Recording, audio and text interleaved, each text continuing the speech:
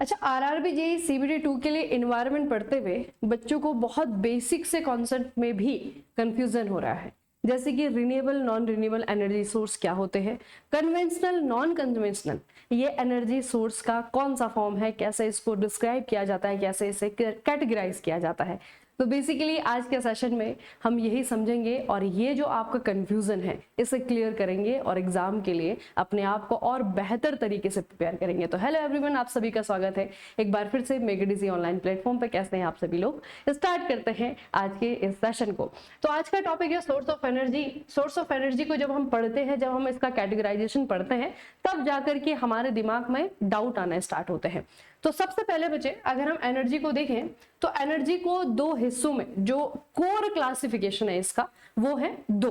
ठीक है, यहाँ पर जो पहला हिस्सा है उसे कन्वेंशनल कहा जाता है, यानी कि पारंपरिक स्रोत कहा जाता है, और जो दूसरा हिस्सा है उसे नॉन कन्वेंशनल यानी कि गैर पारंपरिक स्रोत कहा जाता है। तो बेसिकली इसका मतलब क्या है? पारंपरिक का मतलब क्या है? जो कि हमारे पूर्वज करते हुए आ रहे हैं, है ना, परंपरा में जो चलता हुआ आ रहा है, जिन सोर्स को पहले से ही इस्तेमाल किया जाता रहा है, उसे जो है आपका पारंपरिक स्रोत कहा जाता है, कन्वेंशनल सोर्सेज कहा जाता है। और इन्हीं को जो है आपका नॉन रिन्यूएबल भी कहा जाता है, नवीकरणीय ना होने वाले।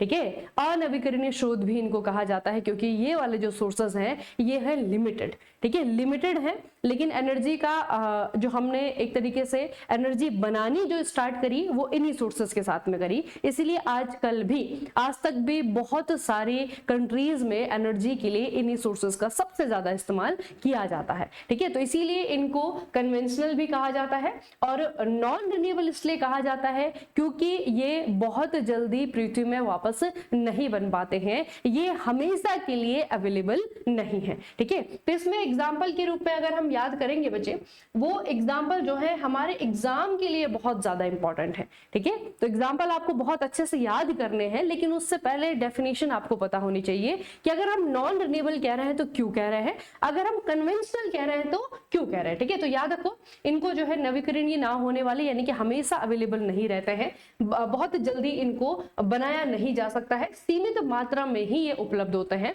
और पारंपरिक रूप से मतलब कि पहले से ही इन्हीं का इस्तेमाल एनर्जी के लिए किया जा रहा है। उसके बाद में दूसरा जो क्लासिफिकेशन है वो है आपका नॉन कन्वेंशनल यानी कि गैर पारंपरिक स्रोत। इनको रिन्यूएबल भी कहा जाता है। एनर्जी के ऐसे सोर्सेज जिनको की आराम से मतलब बार बार हमें जिनकी अवेलेबिलिटी है, जो हमें बार बार आराम से मिल सकते हैं, यह आपकी नवीकरणीय स्रोत। ठीक है, ये अटूट है। ठीक है, और साथ में जो है आपका पर्यावरण के लिए भी अनुकूल है, एनवायरमेंटल फ्रेंडली भी है। ठीक है, अब आते हैं इनके एग्जांपल्स पे, क्योंकि डेफिनेशन कॉन्सेप्ट पता होना बहुत इंपॉर्टेंट है, लेकिन एग्जाम में जो बेसिक सा क्वेश्चन आता है वो आता है आपके एग्जाम्पल से कि निम्नलिखित में से कौन सा नवीकरणीय है, निम्नलिखित में से कौन सा गैर नवीकरणीय है। इस तरीके से जो है आपका क्वेश्चन बनता है। तो पहले तो दोनों के डेफिनेशन आपको पता होनी चाहिए, और उसके बाद में बचे आपके जो एग्जाम्पल्स हैं वो आपको पता होने चाहिए। ठीक है, देखो सबसे पहले अगर हम बात करें जो कन्वेंशनल सोर्सेज है या फिर नॉन रिन्यूएबल सोर्सेज है, उसमें आता है आपका कोल।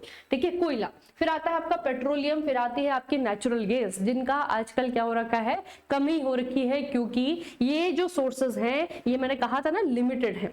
तो लिमिटेड है तो ऑब्वियस सी बात है कि डिपेंडेंसी हमारी किसी एक पर्टिकुलर जगह पे है। जैसे कि अभी जो है पूरी दुनिया भर में जो खाड़ी देश है ना, ये जो आपका ईरान, सऊदी अरब, कतर, इन कंट्रीज से बेसिकली जो है ये जो सोर्सेज हैं वो पूरे वर्ल्ड में जो है डिस्ट्रीब्यूट किए जाते हैं।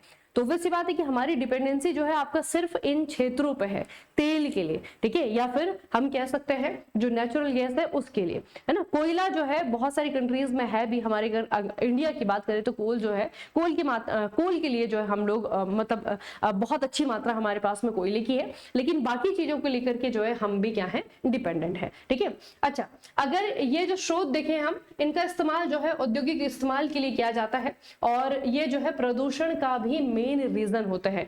तो इन्वायरमेंट जब हम पढ़ते हैं तो इन्वायरमेंट को बचाने की बात करते हैं। इसका मतलब क्या है कि अगर हमें इन्वायरमेंट को बचाना है तो हमें जो है इन सोर्सेस का, इन एनर्जी सोर्सेस का इस्तेमाल कम से कम करना पड़ेगा और इनकी जगह किसी और चीज को इस्तेमाल करना पड़ेगा। ठीक है, इनके जो अल्टरनेटिव है उनका इस्तेमाल किया जाए, उनको जो है ढूंढा जाए। ठीक है, तो वो अप्रोच से बच्चे आपका यहाँ पे क्वेश्चन पूछा जाता है। देखो कोल की बात करें तो ये जो थर्मल पावर प्लांट लगे हुए हैं जहां पर के स्टीम से टरबाइन चलाया जाता है, तो स्टीम निकालने के लिए जो है कोयला जलाया जाता है। तो कोल जो है आपका मेन एनर्जी सोर्स के लिए इस्तेमाल किया जाता है। फिर आपका पेट्रोलियम की बात करें बच्चे तो ट्रांसपोर्टेशन के लिए जितना भी व्हीकल चल रहा है आज के डेट में, अभी ईवी का जमाना आ गया है, लेकिन ईवी से पहले सारे के सारे जो व्हीकल्स थे वो हमारे पेट्रोल पे, डीजल पे, उसी पे डिपेंडेंसी रहती थी। उसके अलावा मशीनरी के लिए आप देख लें क्या इस्तेमाल होता है, पेट्रोल का, डीजल का इस्तेमाल होता है। नेचुरल गैस की अगर हम बात करें, ये जो है बच्चे आपका लीस्ट पॉल्यूटिंग भी है, लेकिन फिर भी जो है पॉल्यूशन इससे होता है। ठीक है, तो ये जो है आपकी क्या है,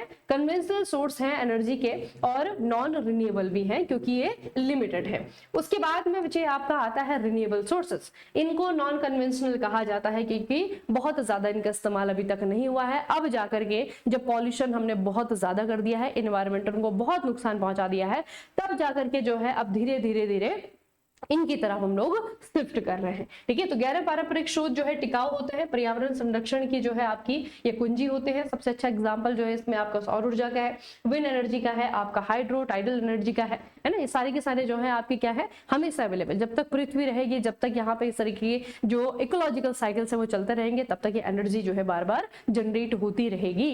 ठीक है, इसके लिए नहीं कि अरबों खरबों साल तक हमको इंतजार करना पड़ेगा, तब जाकर के सूरज की रोशनी आएगी। हर दिन जो है रात होती है, फिर दूसरे दिन सुबह हो जाती है ना। यानी कि सूर्य की रोशनी का अभाव नहीं है हमारे पास में। बस थोड़ा सा यह है कि अगर हम इन एनर्जी का इस्तेमाल करते हैं या फिर इन सोर्सेस का इस्तेमाल करते हैं तो ये थोड़ी सी महंगी होती हैं। ठीक है, अच्छा अब यहाँ पे एक क्विक रिवाइज हम कर लेते हैं चीजों को।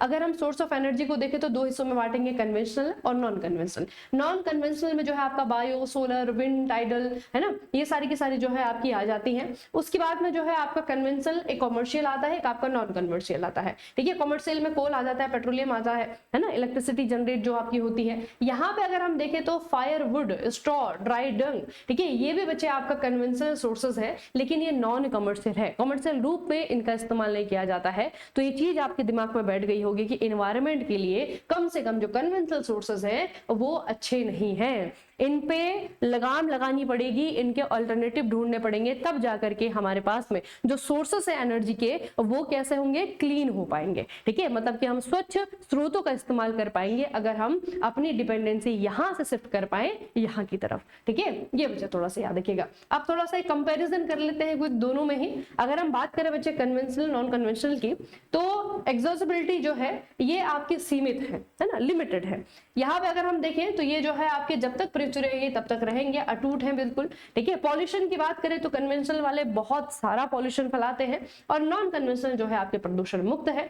मेंटेनेंस की बात करें तो ये थोड़ा सा एक्सपेंसिव हो जाते हैं और नॉन कन्वेंशनल में जो है आपका कम रखरखाव देखने को मिलता है। एग्जाम्पल में कोल है, पेट्रोलियम है, न्यूक्लियर है, यहाँ पे आपका सोलर है, विंड है, बायोमास है, टाइडल है। सारी जो आपकी नॉन कन्वेंशनल या फिर जो रिन्यूएबल एनर्जी है वो बच्चे आपकी इस तरीके से रहती है। ठीक है, ये थोड़ा सा आपको याद रखना है, सोलर है, विंड है, बायोमास है और आपका टाइडल है। उसके बाद आता है आपका कि हम क्यों कन्वेंशनल एनर्जी का इस्तेमाल नहीं करते हैं। तो अभी हमने टेबल में पढ़ा कि पॉल्यूशन फैलाती है। पॉल्यूशन में भी जो सबसे ज्यादा खतरा है वो है आपका CO2 का। ग्रीन हाउस गैस है CO2 और इसका जो कंट्रीब्यूशन है वो सबसे ज्यादा है ग्लोबल वार्मिंग में। क्यों? क्योंकि ये जो है ग्रीन हाउस से इफेक्ट पैदा करती है, जिसके कारण जो सूर्य विकिरण है वो पृथ्वी में ही ट्रैप हो जाता है, जिसके कारण पृथ्वी जो है गर्म हो जाती है ना। तो CO2 के कारण बचे, क्योंकि जब फॉसिल फ्यूल को बर्न किया जाता है तो फॉसिल फ्यूल को बर्न करने पे, यानी कि जो पेट्रोलियम है, डीजल है, उसको बर्न करने पे जो है बहुत बड़ी मात्रा में क्या होता है, CO2 एमिट होता है। ठीक है, और CO2 जितना ज्यादा एमिट होगा, हम जितना ज्यादा पेट्रोल इस्तेमाल करेंगे, जितना ज्यादा डीजल चलाएंगे, जितना ज्यादा पेट्रोल चलाएंगे, उतना ज्यादा जो है CO2 की मात्रा होती रहेगी और उतना ज्यादा ग्लोबल वार्मिंग होता रहेगा। फिर जो है क्लाइमेट चेंज देखने को मिलेगा। ठीक है, तो CO2 जो है आपका क्या है, एक बच्चे की कह सकते हैं सबसे बड़ा कहा जा सकता है कि एक रीजन है जिसकी वजह से हम फॉसिल फ्यूल पे अपनी जो डिपेंडेंसी है वो कम कर रहे हैं, ठीक है। और दूसरा जो है आपका सतत विकास भी है कि ये ऐसे सोर्सेस हैं जो कि आने वाले सालों में अगर हम इस तरीके से ही दोहन करते रहे, इस तरीके से ही कंज्यूम करते रहे, तो आने वाले सालों में बहुत जल्दी ये खत्म भी हो जाएंगे। तब हम क्या करेंगे, इसीलिए हमारी जो डिपेंडेंसी है उसे शिफ्ट करना बहुत ज्यादा जरूरी है, ठीक है, याद रखना बच्चे। बाकी ग्रीन हाउस इफेक्ट में आपका क्या होता है कि जो सूर्य है, सूर्य की जो रोशनी है वो पृथ्वी तक आती है, लेकिन वो टकरा करके वापस जा रही होती है।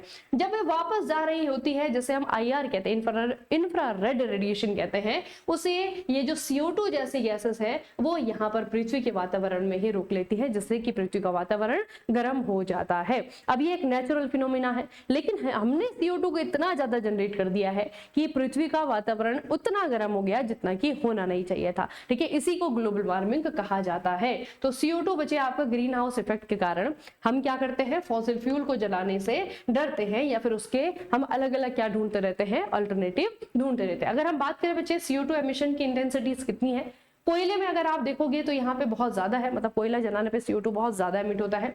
ऑयल में जो है आपका थोड़ा सा मीडियम हाई है, नेचुरल गैस में जो है आपका थोड़ा सा कम है, और रिन्यूएबल जो एनर्जी सोर्स है वहां पर जो है आपका बिल्कुल नेग्लिजिबल है ना। इसीलिए जो है जितने भी हमारे सोर्सेस हैं एनर्जी के, उनको जो है धीरे धीरे शिफ्ट करने की कोशिश की जा रही है इधर की तरफ, है ना, क्योंकि यहाँ पे जो है आपका क्या है बच्चे, नियर जीरो, बिल्कुल नेग्लिजिबल जो है आपको CO2 एमिशन देखने को मिलता है, ठीक है, याद रखना बच्चे। बाकी CO2 का जो एमिशन है वो कैसे नापा जाता है बच्चे, ये पर किलोवाट पर आवर, ठीक है, इस तरीके से जो है आपका जैसे इलेक्ट्रिसिटी जनरेशन नापा जाता है ना, उसी तरीके से जो है आपका ग्राम में नापा जाता है आपका CO2 का एमिशन, ठीक है, ये भी याद रखिएगा। अब प्रैक्टिस क्वेश्चन की अगर मैं बात करूं, जैसे कि RRB JEE CBT 2 में 2025 में क्वेश्चन पूछा गया था कि what is the significance environmental concern of using non renewable energy sources, कि नॉन रिन्यूएबल एनर्जी सोर्सेज को जब हम इस्तेमाल करते हैं तो कौन से एनवायरमेंटल कंसर्न पैदा होते हैं। इसका आंसर था क्योंकि ग्लोबल ये जो आपका ग्रीन हाउस गैस एमिशन है यानी कि CO2 इन सोर्सेज से बहुत ज्यादा जनरेट होती है, बहुत ज्यादा निकलती है, इसीलिए हम जो है इसका चुनाव नहीं करना चाहते हैं, ठीक है। दूसरा क्वेश्चन जो है मैं आपको बता रही हूँ, which of these is a non conventional source of energy, जो मैंने आपको बताया था, ये एग्जाम्पल बहुत ज्यादा पूछता है कि बताइए निम्नलिखित में से कौन सा गैर नवीकरणीय है, कौन सा नवीकरणीय है ना। तो यहाँ पे आपका जैसे पूछा हुआ कि नॉन कन्वेंशनल कौन सा है, तो इसमें जो है आपका विंड आ गया, ठीक है। तो ये बच्चे आपको सारे के सारे एग्जाम्पल अगर आपका याद है तो ये क्वेश्चन आपका आराम से हो जाएगा, और बहुत बेसिक क्वेश्चन है एग्जाम में पूछे जाने के लिए। अब जो है जाते जाते मैं क्वेश्चन आपसे पूछ रही हूँ कि सोलर सेल, अगर हम सोलर एनर्जी की बात करें तो सोलर एनर्जी में बच्चे आपके क्या होते हैं, PV सेल्स होते हैं, जिनको फोटोवोल्टिक सेल कहा जाता है या फिर सोलर सेल कहा जाता है। तो सोलर सेल जो है आपका ये किससे बने होते हैं, क्योंकि सोलर सेल को ना इस्तेमाल करने का या फिर सोलर एनर्जी को ना इस्तेमाल करने का वन ऑफ द रीजन ये भी है कि सोलर सेल बनाते समय जो हम एलिमेंट्स इस्तेमाल करते हैं, जो मटीरियल इस्तेमाल करते हैं, और वो भी जो है आपका हानिकारक होते हैं, ठीक है। तो ये थोड़ा सा मुझे बताओ कि सोलर सेल किससे बने होते हैं, जर्मेनियम है, सिलिकॉन है, सिल्वर है, या फिर आपका एल्यूमिनियम है, ठीक है। ये आप लोग मुझे बताओगे, कैसे बताओगे, कमेंट करके। उसके अलावा अगर आपके पास में समय नहीं है और अगर आप अपना 50 नंबर का जो नॉन टेक्निकल है उसे तैयार करना चाहते हैं बिल्कुल लाइव हमारे साथ, ठीक है, तो आप कर सकते हैं, क्योंकि आपके लिए एक ऑप्शन क्रिएट किया गया है मेक इट इजी मैकेनिकल पे जाइए। RRB JEE CBT 2 non technical live crash course चलाया जा रहा है, जिसमें आपकी एनवायरमेंट ऑलरेडी खत्म है, कंप्यूटर बस खत्म होने वाला है, उसके बाद में साइंस भी आपका खत्म है, फिर बचता है हमारा 15 नंबर का GK, जिसे हम कर लेंगे बड़े आराम से बचे हुए दिनों में, ठीक है। तो ये बच्चे आपके लिए एक ऑप्शन है। दूसरा जो है, सिर्फ अगर आपको एनवायरमेंट कंप्यूटर पढ़ना है तो ये है आपका एनवायरमेंट कंप्यूटर का प्रॉपर पूरा का पूरा बैच, जिसमें आपकी प्रैक्टिस भी है, जिसमें आपका थ्योरी पूरा कंप्लीट है, सब कुछ जो है आपको यहाँ पे मिल जाएगा। और अगर आप ऐसे स्टूडेंट है जिसके पास में समय नहीं है वीडियो लेक्चर देखने का, पूरा कोर्स जो है ना वो जस्टिफाई नहीं कर पाएगा, नहीं उसके पास में टाइम है, तो आपको सिर्फ अगर नोट्स पढ़ने हैं तो बच्चे एनवायरमेंट की ई बुक है, जिसके अंदर हमने कोर्स के नोट को ही PDF फॉर्म में कन्वर्ट करके आपको दे दिया है, ठीक है। तो यहाँ पे आप लोग पढ़िए, अपनी तैयारी करिए, जितना समय आपके पास में है उतना आप लोगों को देना है। अगर CBT 1 क्लियर हुआ है तो बहुत सारों का नहीं भी हुआ है, तो आप लोगों के पास में क्या है, एक मौका है CBT 2 क्लियर करके अच्छी जॉब लेने का, ठीक है। तो मेहनत करिए, हर तरीके के ऑप्शन आप लोग के लिए क्रिएट किए गए हैं, है ना। जो बाकी आपकी डिमांड है तो कमेंट सेक्शन में आप लोग कमेंट करके पूछ सकते हो। और अभी जो है आपका MCQ प्रैक्टिस भी कल से मैंने स्टार्ट कर दी है, तो सेशन अगर नहीं देखा है तो जाकर के देखिए, मेक इट इजी मैकेनिकल हमारे यूट्यूब चैनल है वहां पे जाइए। अगर सब्सक्राइब नहीं किया है तो सब्सक्राइब भी करते हुए जाइएगा। चलिए फिर आज के सेशन यहाँ पे समाप्त करते हैं, मिलेंगे आपको नए टॉपिक नए सेशन के साथ। तब तक के लिए पढ़ते रहिए, बढ़ते रहिए, अपना खूब सारा ख्याल रखिएगा। आप सभी का बहुत बहुत धन्यवाद।